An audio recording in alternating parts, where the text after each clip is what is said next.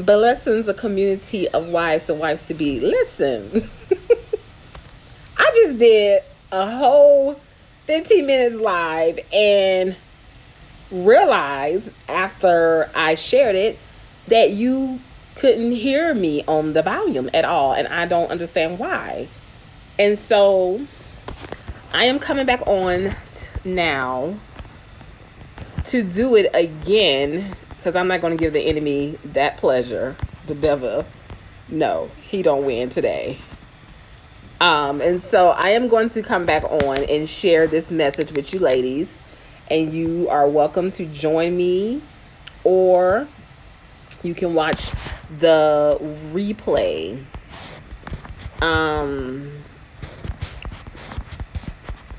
Yeah.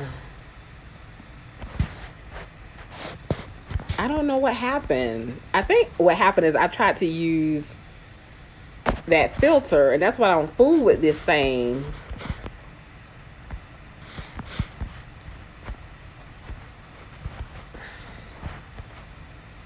So, yes, I'm going to do this again for the ones who wasn't able to catch the first one.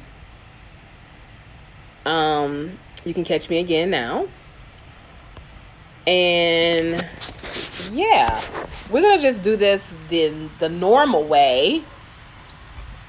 Thank you for joining me, having tea with Coach T. Listen, I'm going to just jump right back into it. Today, I wanted to discuss emotional intelligence with my wives and wives to be.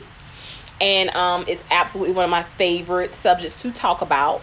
As women, our emotions can sometimes run all over the place. But today, I want to share some simple tools on how to stabilize our emotions in a healthy way, on how to stabilize our emotions.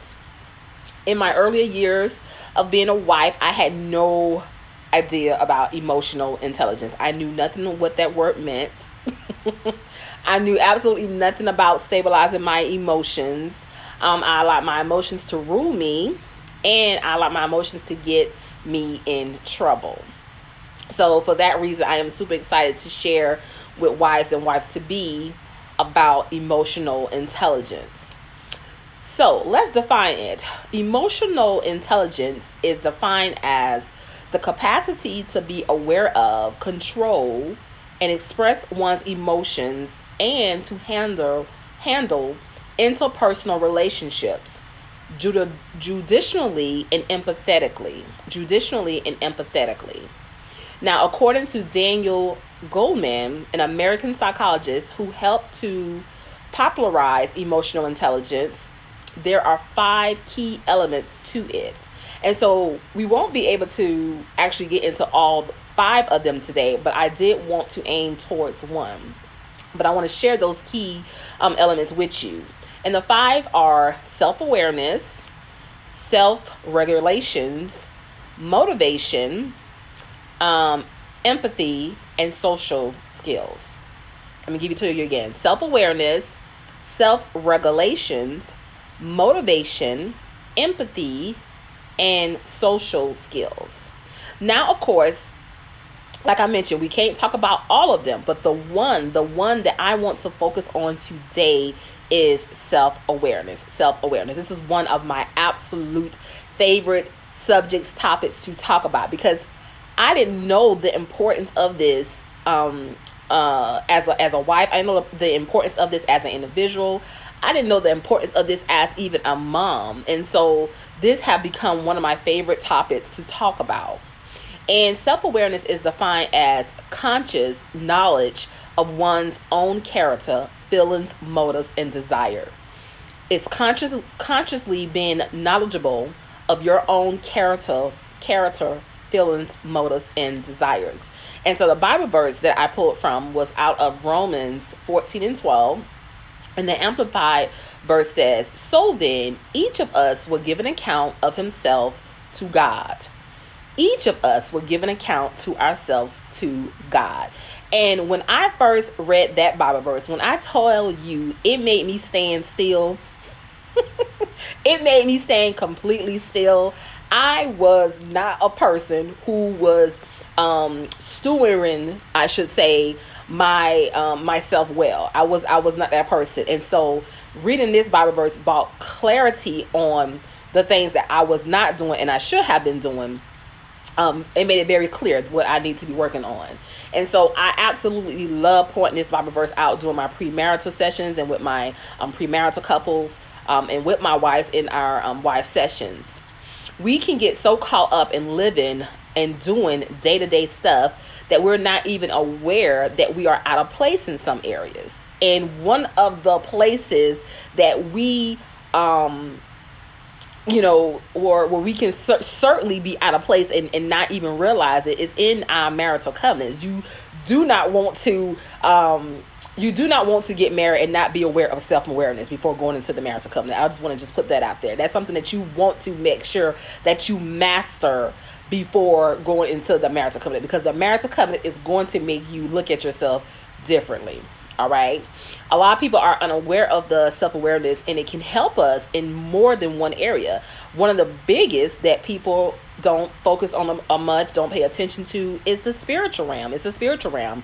A lot of times we as women, we come in contact with a lot of battles, not realizing that they are spiritual battles. And so we fight those spiritual battles in the natural overall, end up losing that battle because we didn't recognize that it was spiritual and versus it being natural.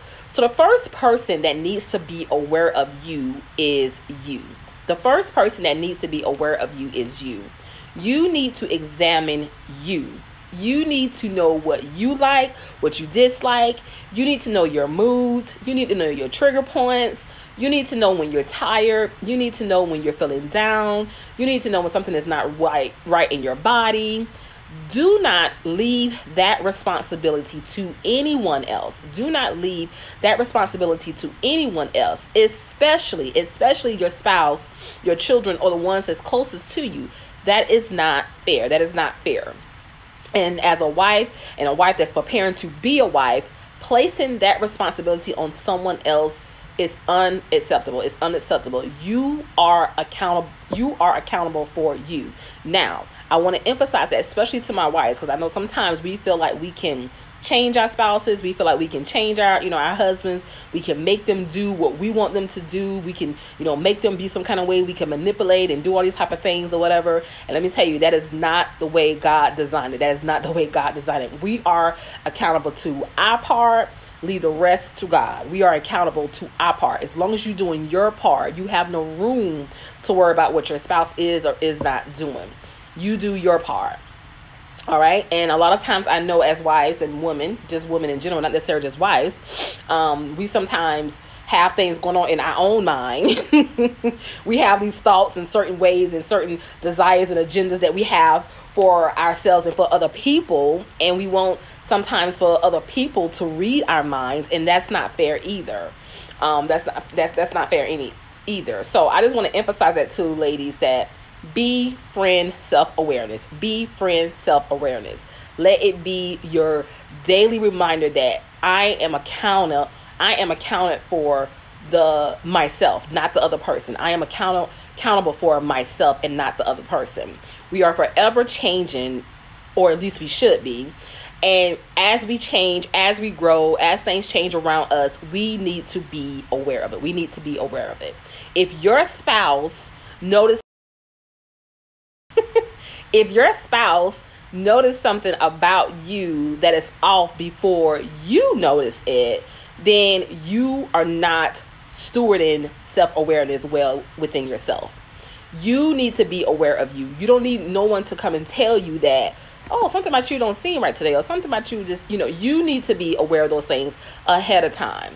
And so one of the quickest ways that you can do it, I'm going to give you two ways. One, you can always get you a coach. You can always get you a coach. But one of the quickest ways that you can do this is you can Google some things to do a reevaluation questionnaire about yourself, and just ask yourself some simple questions. Who am I? What do I like? What do I dislike? What is my purpose here on earth? Why I think the way I think? Why I behave the way I behave? Why I talk the way I talk? Why does that bother me this way? what is my purpose? What is my, we have more than just one assignment. We have our assignment that God has given us.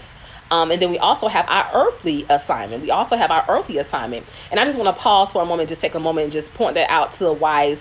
A lot of times in my sessions, I get ladies who are pointing the finger and looking at their spouse and looking at their husband like, oh, he's not doing this, he's not doing this, he's not doing this.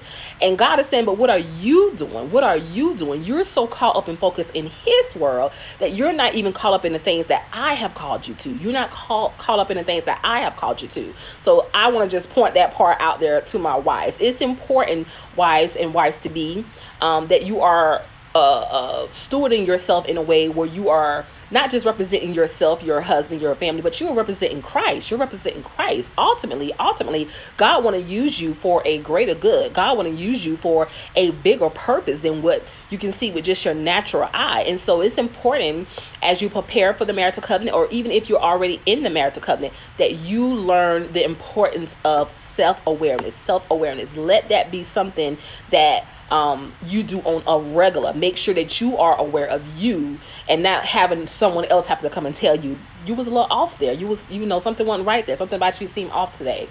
And so I do apologize. I don't know what happened to the first video, but hey, I did it again because I was not going to allow the enemy to get the credit for this. I wanted to just bring awareness to wives and wives to be as you prepare for the marital covenant, or even as you are journeying in the marital covenant, that you need to befriend self-awareness. You need to befriend self-awareness. Do not place that responsibility on anyone else. Once again, you can always visit me on my webpage, marriagechroniclesbytanika.com, and sign up for your sessions. I'm also searchable on Google. Buoyancy Marital Coaching Services. And there I share a little bit more detail about the services that I offer, and I give a price range. I know a lot of times individuals are concerned about how much these sessions are going to be, and so I kind of give you a little bit more detail on my Google search page as far as the services that I offer and the service in the price range that goes along with it. Listen, with this COVID-19 and everything that's been taking place over these past couple of months, this is the hour, this is the time, in my personal opinion, I believe, for us to get things in order, And so whether if you are a self-motivated person, then hey, go for it. But if you need a little push, you need someone to help you along your journey, to get you back on your feet, listen, I will recommend that you will, book a coach to help you. And for my wives who are needing, one of the services that I just want to highlight is for wives who are, in a season where they're trying to get closer to Christ and they're trying to reconcile their relationship back with Christ, and they want to be a better in that area. I offer a life coaching class specifically for wives who want to get their life going in a forward direction with Christ. Overall, I am a marriage restoration coach, so I deal with the wives who are married to maybe the unsaved husband, or married to the husband who is dealing with addictions and dealing with drugs, or dealing with the outside life, or dealing with things on the outside. I'm a marital restoration coach, but I do other things. So I highly recommend that you would visit my Google page to see the services that I offer you. Thank you again for allowing me to come into your homes again on this Saturday. Join me next Saturday with Coach T. Blessings.